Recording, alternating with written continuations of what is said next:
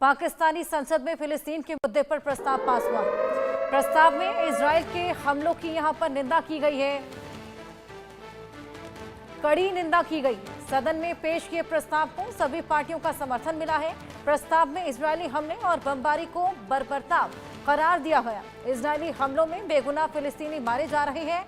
दुनिया भर के मुस्लिम देश मिलकर जिहाद का ऐलान करें। गाजा में लगातार बमबारी हो रही है, उससे पाकिस्तान में भारी नाराजगी, जिसको लेकर यहां पर प्रस्ताव भी पास हुआ है। कड़ी निंदा की गई है जिस तरीके से लगातार हमले वहां पर हो रहे हैं। पाक संसद में ये बेहद अहम प्रस्ताव जो कि पास हुआ है। इजरायल के हमलों की निंदा और लगातार यहां पर पाकिस्तान भड़कता हुआ नजर आया। प्रस्ताव को लेकर सहमति भी यहां पर बनी है, बर्बरता इसको करार दिया है। वहीं इजरायल पर पाकिस्तानी अब भड़के हैं। गाजा पर इजरायल के हमले से पाक आवाम बेहद नाराज है। पाकिस्तानी सेना पर जंग लड़ने का दबाव बना रहे हैं और गाजा में जो बमबारी हो रही है उससे सब कुछ तहस नहस हो गया। कई दिन से इजरायल के खिलाफ विरोध प्रदर्शन लगातार जारी। गाजा में पाकिस्तानी सेना तैनात करने की मांग हो रही है। पाक में सड़कें जाम है। सरकार पर लगातार दबाव बनाने की भी कोशिश है। पाक की संसद ने फिलिस्तीन के समर्थन में प्रस्ताव पास किया है और यहूदियों के प्रोडक्ट का बाइकआउट करने की भी यहाँ लगातार मांग की गई है। तो गाजा पर इजरायल के हमले से पाक आवाम भी नाराज और लगातार इसी को लेकर एक्शन भी लिया गया है। निपुण आलम बयान भी हमारे साथ जुड़ गए हैं जो कि विदेश मामलों के जानकार हैं, उनसे और जानकारी लेंगे। निपुण जी, ये जो प्रस्ताव यहाँ पर पास हुआ है, क्या कुछ उसमें मेंशन है? देखिए, जो अभी आप प्रशांत कह रही थी बिल्कुल सही बातें हैं कि गाजा की जो वॉर है इसमें इसराइल की निंदा की गई है। और हम देख रहे हैं लगातार, पहले बांग्लादेश ने इस प्रकार की बातें की थी कि पासपोर्ट को रद्द कर दिया था कि जो वीजा वगैरह है, पासपोर्ट है, वो आपका बांग्लादेश का नहीं चलेगा। बांग्लादेश के अंदर इस प्रकार की चीजें आपको देखने को मिली। अब पाकिस्तान ने, और देखिए पाकिस्तान लगातार जो है वो गाजा की आवाज को लेकर माध्यम से कहीं ना कहीं ये दिखाने का प्रयास कर रहा है कि दुनिया में हम जो हैं वो क्या है, आपका इस्लाम के सबसे बड़े क्या अनुयायी हैं। और देखिए एक बात और भी है कि पाकिस्तान की अगर हम बात करते हैं तो पाकिस्तान ही पूरे इस्लामिक वर्ल्ड में एक देश रहा है जिसके पास अपने एटॉमिक वेपन है। तो जो ये आप दबाव की बात कर रहे हैं, वो दबाव उसी वजह से कहीं ना कहीं पाकिस्तान हमेशा अपनी जनता को दिखाने का प्रयास करता है कि हमारी आर्मी बड़ी स्ट्रांग है, हमारे पास एटॉमिक वेपन है और हम कुछ भी कर सकते हैं दुनिया की। और हम देखते हैं कि कई सारी लड़ाइयों में, जैसे सऊदी कई बार क्या है कि पाकिस्तान की सेना को बुलाया भी है कि भाई आके आप इस वॉर में क्या शामिल हो, सऊदी की ओर शामिल हो। तो उस तरह का एक कोर्स बनाने का प्रयास। और पिछले दिनों मैंने एक चीज और देखी, अभी 2-3 दिन पहले की बात है कि टर्की हो, सऊदी हो और पाकिस्तान हो, इन सब कंट्रीज ने यूएन के अंदर भी गुहार लगाई कि हमको इस्लाम के नाम पर सिक्योरिटी काउंसिल में परमानेंट मेंबरशिप दी जाए। तो जो लगातार ये सब चीजें हैं, यही सब इस प्रस्ताव के अंदर देखने को मिला कि जो इस्लाम के ऊपर दहशतगर्दी हो रही है, इस्लाम के ऊपर जो आपका तनाव देखने को मिल रहा है, उस समय मिलकर लड़ना होगा। और अभी देखिए जो मुनीर साहब का जो स्टेटमेंट था, जो स्पीच थी, भाषण थी, वो भाषण भी ये था कि हम हिंदुओं से अलग हैं, बुल्कियों को किस प्रकार से मांग दी जा सकती है, हम लोग इस्लाम के आधार बने देश हैं दुनिया में। दूसरी बार क्या ईश्वर ने, अल्लाह ने आकर क्या आपका पाकिस्तान बनाया है। तो ये जो चीजें हैं कहीं ना कहीं अपने देश को यूनिटी इंटीग्रिटी को बनाए रखने के लिए इस्लाम को यूज करने का प्रयास, ताकि इस्लाम के आधार पर हमारी यूनिटी इंटीग्रिटी बनी रहे। और ये जो पूरा पूरा आप जिहादी मानसिकता देख रहे हैं कि वहां पे चाहे आपका ये जो केएफसी की बात करें, तमाम तरह की जो इस प्रकार की चीजें आपको देखने को मिल रही हैं, ये उसी का है कि जनता के अंदर भी उस प्रकार का उन्मादीपन भर देना कि वो उसके आधार पर क्या करने लगे, वायलेंस करने, हिंसा करने लगे। और वो आपको देखने को मिल रहा है इस समय कहां पर, आपका पाकिस्तान के अंदर, जो कुछ दिन पहले आपको बांग्लादेश के अंदर भी देखने को मिला।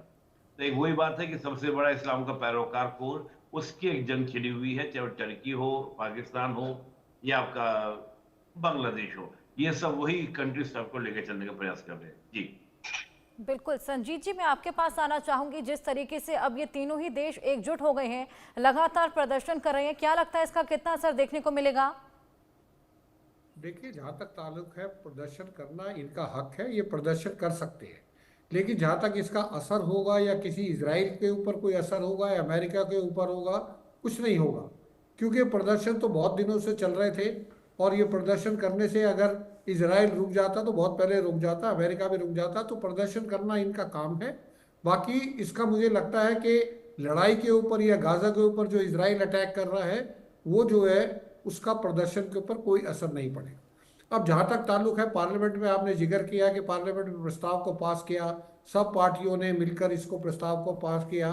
अभी मुझे ध्यान नहीं है कि जब गाजा से इन्होंने, हमास ने इसराइल के ऊपर हमला किया था, क्या उस टाइम भी जो है कोई बिल पास हुआ था जिसमें ये कहा गया होगा कि जो हमास ने किया है वो बिल्कुल गलत है? तो अगर वो नहीं किया है तो ये जो है, जो डबल गेम है, जो स्यूडो जो पॉलिसी है, ये गलत है, इसका हमको सपोर्ट नहीं करना चाहिए। तीसरी चीज जो मैं बोलना चाहता हूँ, अगर आप 2-3 दिन पहले जो डोनाल्ड ट्रंप साहब का एक स्टेटमेंट आया था कि जो रेडिकलाइज देश है या रेडिकल पीपल है, उनके पास न्यूक्लियर बॉम्ब नहीं होने चाहिए। उन्होंने जो है ईरान का नाम डायरेक्ट लिया था, पाकिस्तान का नाम नहीं लिया है। तो मेरा ये मानना है कि ऐसा ना हो कि ये जो प्रदर्शन हो रहे हैं पाकिस्तान में, क्योंकि मुस्लिम देश में सिर्फ पाकिस्तान ही देश ऐसा है जिसके पास न्यूक्लियर कैपेबिलिटी है। तो ऐसा ना हो कि जिस तरीके से ईरान के ऊपर दबाव डल रहा है कि वो अपनी न्यूक्लियर फैसिलिटीज को जो है या न्यूक्लियर बॉम्ब की तरफ ना बढ़े, ऐसा ना हो कि इतने प्रदर्शन करने के बाद अमेरिका भी पाकिस्तान के ऊपर कोई सैंक्शन लगाए या कोई चीज़ें ऐसी करे। तो इस चीज़ का पाकिस्तान गवर्नमेंट को और बांग्लादेश गवर्नमेंट को ध्यान रखना चाहिए। हर्षा जी। बिल्कुल संजीत जी, यहाँ पर बेहद ज़्यादा ज़रूरत है कि जिस तरीके से लगातार प्रदर्शन है उसका कोई असर यहाँ पर पाकिस्तान में किसी भी तरीके का खामियाजा यहाँ पर ना भुगतना पड़े। हुसैन, मैं आपके पास आऊँगी। अभी फिलहाल वहाँ पर क्या स्थिति है, अभी किस तरीके से प्रदर्शन वहाँ पर देखा जा रहा है, क्या हालात वहाँ पर बने हुए हैं? देखें, अगर आप इसको इस हवाले से देखें तो मैंने अपने दोनों पैनलिस्ट की बात सुनी है। फलस्तीन का मसला जो है ना, ये आज से नहीं, हम सब जानते हैं, ये 1947 से आज तक चला आ रहा है, जब से इसराइल का क़याम हुआ है। और इसमें जो सिर्फ पाकिस्तान नहीं शामिल, सारे जो मुस्लिम उम्मा है उसका एक ही मौक़िफ़ है कि ये सही नहीं है। हालांकि अभी कुछ जो ऐसे अरब कंट्रीज है जिन्होंने इसराइल को मान भी लिया, लेकिन सबका जो मुतालबा है वो यही है कि यहाँ पे जो है 2 स्टेट का जो फार्मूला है वही यहाँ पे चल सकता है और शायद वही मसले का हल भी है। लेकिन हम सब जानते हैं कि अभी कर्नल साहब ने सही बात की कि इतने बड़े बड़े मार्च हुए हैं दुनिया में, हर जगह इसराइल के खिलाफ जो है वो अवाम आए हैं बाहर, चाहे वो मुस्लिम थे या वो मुस्लिम नहीं थे, सब ने जो है गजा के ऊपर जो है उस पर उन्होंने अपनी आवाज़ उठाई है।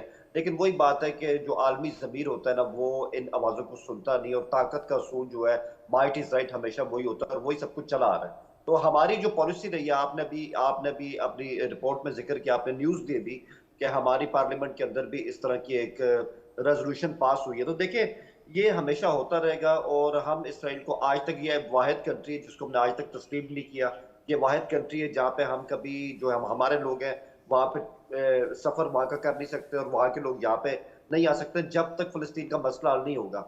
लेकिन हम इस तरह की सफारती जो है एहतजाज या अपनी पार्लियामेंट के अंदर जो एहतजाज है, हम यही काम कर सकते हैं। अगर आप इसको ये कहें कि इसमें कोई जंग हो, तो वो ऐसा कोई नहीं, क्योंकि हमारी इसराइल के साथ सरहद ही नहीं मिलती है। लेकिन वैसे इसराइल के खिलाफ हमारा सख्त मौक़िफ़ रहा है और हमने हमेशा यही कहा है कि जब तक फ़लस्तीन का मसला जो है वो हल नहीं होगा, तब तक जो इसराइल से किसी किस्म के ताल्लुकात होंगे नहीं। और ये हमारी स्टेट पॉलिसी हमेशा से रही है, ये आज से नहीं। बिल्कुल निपुण जी, मैं आपके पास आऊंगी। जिस तरीके के हालात अभी फिलहाल पाकिस्तान में बने हुए हैं, हालांकि प्रस्ताव तो इजरायल के खिलाफ यहां पर पास हो गया है, लेकिन यहां पर पाकिस्तानी आवाम पाकिस्तान गाजा में अपनी सेना तैनात करने वाला है, ये बात भी सामने आ रही है। क्या अभी पाकिस्तान इस हालात में है जिस तरीके से दोहरी मार वो ऑलरेडी अपने आप में वहां पर झेल रहा है? दिक्कत तो पाकिस्तान के साथ ये रही है कि अपने आंतरिक मसलों पे ध्यान नहीं है, बाहरी दुनिया को ये लगता है सिखाने, समझाने, दिखाने को। आपका बलूचिस्तान आप संभला नहीं, 1971 में आपसे बांग्लादेश अलग हो गया, आपके खैबर पख्तूनख्वा में आग लगी हुई है, और ये जो स्थिति है पंजाब के अंदर, स्थिति आपके बेटर नहीं है। वहाँ टीटीपी खुलेआम धमकी दे दी है कि हम पंजाब के अंदर घुस के हमले करेंगे। तो बेटर था अपने देश को संभाल। वो वेस्ट एशिया का इशू है, वेस्ट एशिया में इतने बड़े मुल्क हैं, सऊदी है, यूएई है, कतर है, इतने पैसे वाले देश हैं, वो तो इस मसले में बहुत ज्यादा आगे बढ़ नहीं रहे हैं। वो केवल जवानी जमा खर्च करने के अलावा उससे आगे मुझे कभी बढ़ते दिखाई दिए। अगर वो बड़े होते, 56 देश आपके पूरी दुनिया के अंदर इस्लामिक नेशंस है और गल्फ के कंट्रीज तो बहुत ताकतवर मुल्क है, कि अगर उन्होंने प्रेशर क्रिएट किया होता अमेरिका के ऊपर, इजराइल के ऊपर, तो कैसे वो ना रुकता। पाकिस्तान की जाने से क्या हो जाएगा? और क्या पाकिस्तान वाकई में, अभी तो बांग्लादेश इनसे पैसा मांग रहा है कि 1971 का पैसा दे दीजिए, अब आप जाएंगे वहां पर बांग्लादेश का पैसा कैसे लौटाएंगे? बांग्लादेशी फिर आपको डांट लगाएंगे, मोहम्मद यूनुस साहब से पैसे मांग रहा है। तो कुल मिला के मेरा कहने का मतलब कि दुनिया की चौधराहट से पहले खुद को अपने आपको देखना पड़ेगा कि खुद हमारी कंडीशन कहां पर है, खुद हम कहां पर हैं। नहीं समझेंगे तो कहना कि हमें तो उन्होंने लूटा, कह रहे हमें कहां दम था। खुद बर्बाद होने के लिए घूमते रहते हैं कि हम बर्बाद कैसे हों, बर्बाद कैसे हों। फिर उधर जाएंगे, इसराइल और अमेरिका का जो कह रहा था अभी मेरे साथ में, जो अभी संजीत सर कह रहे थे, तो बिल्कुल सही कह रहे थे। खुद डोनाल्ड ट्रंप ने कहा है कि जो इस प्रकार के जिहादी मानसिकता के लोग हैं उनके पास एटॉमिक वेपन नहीं होने चाहिए।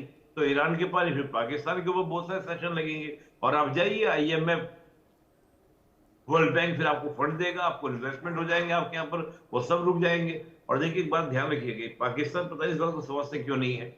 इकोनॉमिकल क्राइसिस क्रिएट होते हैं तो सोशल और पॉलिटिकल क्राइसिस ऑटोमेटिकली क्रिएट होते हैं। तो आप खुद अपने आप को क्या करते हैं, आमंत्रण करते हैं, अपनी पॉलिसी ऐसी आप बनाते हैं। मैं ये नहीं कहता कि जो गाजा में हो रहा है वो सही हो रहा है। भारत ने खुद स्टैंड लिया है, भारत अगेंस्ट, और वो कहता है ये सारी घटनाएं आपका अगेंस्ट ऑफ यूनिटी है। भारत ने हमेशा इस बात को कहा है। तो हमारा भी तो कोर्स है, हमारा भी तो स्टैंड है इस मामले को लेकर। लेकिन आप सेना भेजने की